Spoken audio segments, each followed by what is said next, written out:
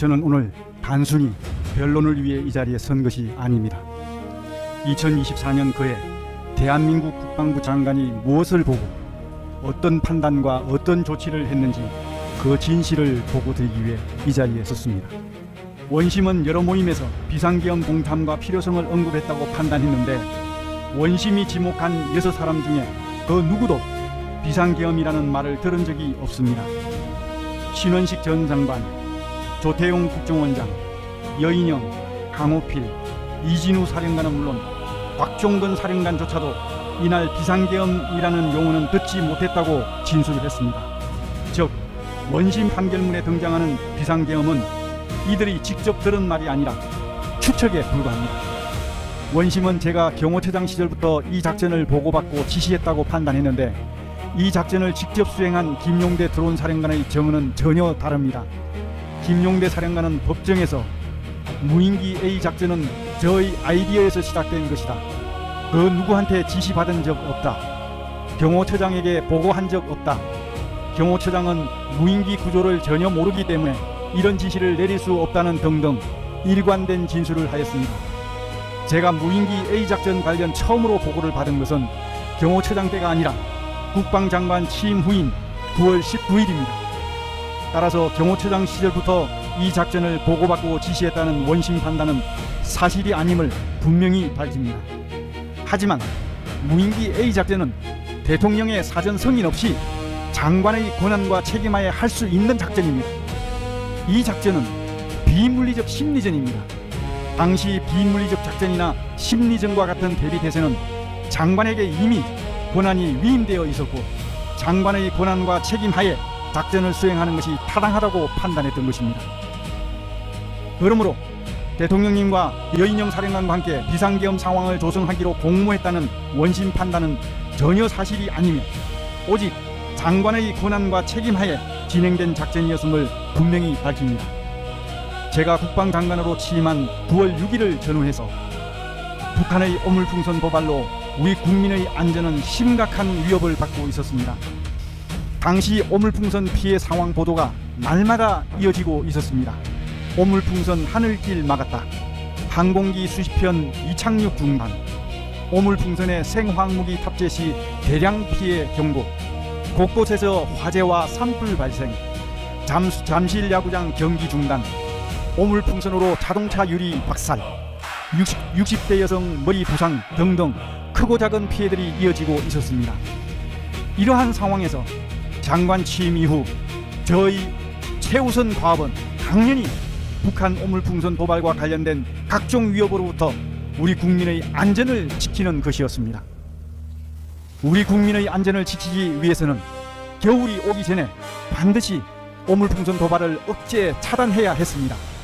특히 매일 수백 개씩 오물풍선이 날아오게 되면 항공기 충돌, 이착륙 사고로 인한 대형 참사나 건조기, 동시다발적인 대형 산불 발생, 그리고 오물풍선에 생화학물질, 고성능 폭발물 탑재 등으로 대량 인명피해가 발생할 수도 있어 우리 국민의 안전을 지키기 위해서는 겨울이 오기 전에 오물풍선 도발을 억제 차단하는 것이 그 무엇보다 절실했습니다.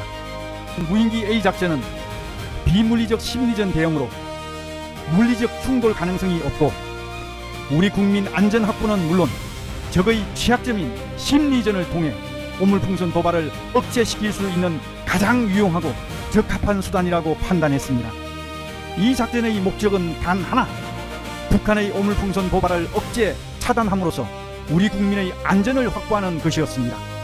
작전 수행 과정에서 10월 11일 북한 외무성의 성명 발표가 있었습니다. 또 침범하면 즉시 행동으로 넘어갈 것이라는 등의 발표가 있었고 그날 대통령님께 처음으로 보고를 드렸습니다. 대통령님께서는 비물리적 작전으로 무력 충돌 위험이 없기 때문에 장관이 판단해서 알아서 하세요 라며 비물리적 대응에 대한 장관의 권한을 존중해 주셨습니다. 즉 대통령님께 사전 승인을 구한 것이 아니라 사후 보고를 드린 것입니다. 10월 초부터 시행된 무인기 A 작전은 11월 19일부로 근 한 달 반 만에 종료되었습니다. 그 이유는 북한의 오물풍선 도발 억제 차단이라는 당초의 작전 목적이 어느 정도 달성되었다고 판단했기 때문입니다. 저는 지금도 이 작전은 성공한 작전이라고 자부하고 있습니다. 하지만 성공적인 작전으로 우리 국민의 안전을 지켜낸 김용대 드론 사령관을 비롯한 드론사 장병들에게 훈장은커녕 범죄자로 몰아 군인으로서의 명예를 짓밟고 있는 현실이 무엇보다 가슴이 아픕니다. 원심의 판단대로 무인기 A 작전이 비상계엄 상황 조성 목적이었다면 11월 19일 작전을 종료할 게 아니라 작전을 지속하거나 더 강화해서야 합니다. 그런데 11월 19일 작전 종료 이후 무인기 A 작전 재개는 물론 오물풍선 격추를 비롯한 C사격, B타격 등 그 어떤 물리적 대응도 지시도 없었습니다. 무인기 A 작전과 비상계엄 선포는 서로 평행선을 달리며 교차하지 않습니다. 따라서 무인기 A 작전은 비상계엄과 관련이 없으며 비상계엄 상황 조성이 목적이었다는 원심의 판단은 사실이 아닙니다. 특히 원심 판결문에는 이 15일간의 작전 공백에 대해 그 어떤 언급도 없습니다. 왜 없을까요? 이것이 언급되는 순간 무인기 A 작전이 비상계엄 상황 조성 목적이었다는 판단이 무너지기 때문입니다. 대한민국 국방부 장관으로서 묻겠습니다. 오물풍선 도발로 우리 국민 다수의 인명피해가 발생하고 난 후에 대응하는 것이 맞습니까? 아니면 우리 국민의 인명피해가 발생하기 전에 오물풍선 도발을 억제 차단하는 것이 맞습니까? 대한민국 국방부 장관이라면 당연히 후자를 선택해야 한다고 생각합니다. 또한 원심 판결대로라면 북한의 오물풍선 도발로 우리 국민의 안전이 심각하게 위협받고 있는 상황에서 아무런 조치도 하지 않고 그냥 두고 봤어야 한다는 것입니까? 김정은의 심기가 우리 국민의 안전보다 더 중요하다는 것입니까? 이것은 국방부 장관으로서 직무유기이자 우리 국민의 안전을 적에게 맡기는 것이며 결국 적에게 굴복하는 것이기에 결국 용납할 수 없습니다. 저는 영광스러운 대한민국의 군인이었습니다.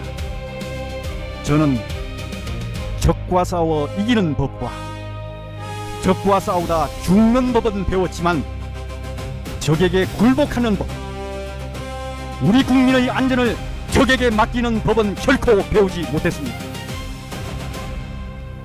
대한민국 국군의 사명과 역할은 크게 세 가지입니다. 첫째, 국가를 방위하고, 둘째, 자유민주주의를 수호하며, 셋째, 국민의 생명과 재산 안전을 지키는 것입니다. 이러한 사명과 역할을 완수하기 위해 우리 군은 적이 도발하면 단호한 응징을 통해 억제하고 억제를 통해 평화를 지킨다는 기조하에 상시 대비 태세를 유지해 왔습니다.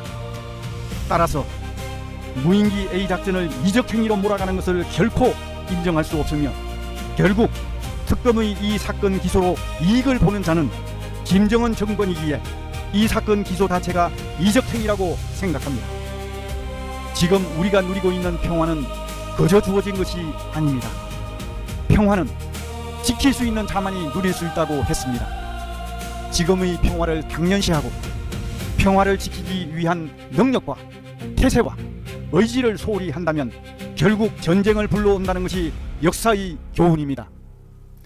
강군을 만드는 데는 꽤 오랜 시간이 필요하지만 무너뜨리는 데는 그리 오래 걸리지 않습니다. 지난 70년간 강군으로 성장한 우리 군이 당나라 군대로 전락하는 것도 한순간입니다.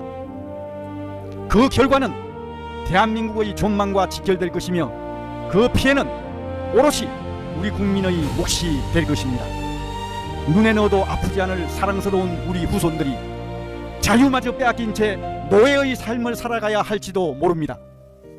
또한 체제전쟁은 끝난 것이 아니라 지금 이 순간에도 진행 중에 있습니다. 소리 없는 전쟁, 보이지 않는 전쟁, 하이브리드 전쟁이 바로 그것입니다. 저는 지금 매우 두렵습니다. 김정은을 비롯한 적이 두려운 것이 아닙니다. 제가 중형을 받을까봐 두려운 것도 아닙니다. 이 재판 결과로 우리 군의 대비태세가 위축되고 머뭇거리게 되어 우리 군이 국민의 안전을 제대로 지키지 못하게 될까봐 그것이 두렵습니다. 정상적인 군사작전을 이적행위, 간첩행위로 몰아간다면 앞으로 대한민국에서 자신의 직을 걸고 군사작전을 수행할 군인들이 사라지게 될 것이기에 그것이 두렵습니다. 지금 대한민국은 잠시 정전 상태일 뿐 전쟁 중인 나라입니다.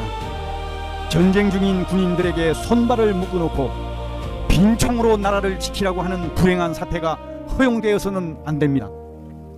부디 대한민국 국군이 흔들림 없이 대대손손 이 나라를 지켜나갈 수 있도록 살펴봐 주실 것을 노병의 마지막 남은 충정으로 간곡히 요청드립니다. 감사합니다.